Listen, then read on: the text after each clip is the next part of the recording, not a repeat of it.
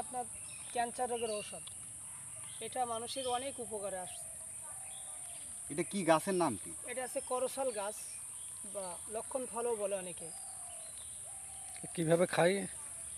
এর পাতা 5 থেকে 6টা পাতা প্রত্যেক দিন 2 বার করে সকালবেলায় এবং রাত্রে জ্বালাইয়ে আপনার চা 2 গ্লাস পানির সাথে জ্বালাইয়ে সম পরিমাণ ঠান্ডা করে সাইজ যতটুকু চা খাই এই পরিমাণ এই পাতাটা জ্বালাইয়ে ঠান্ডা করে ছেঁকে কাপড়ের সুতির কাপড়ে ছেঁকে পরিষ্কার করে নিয়ে চার মতন খাবে এবং রাত্রি এইভাবে খাবে।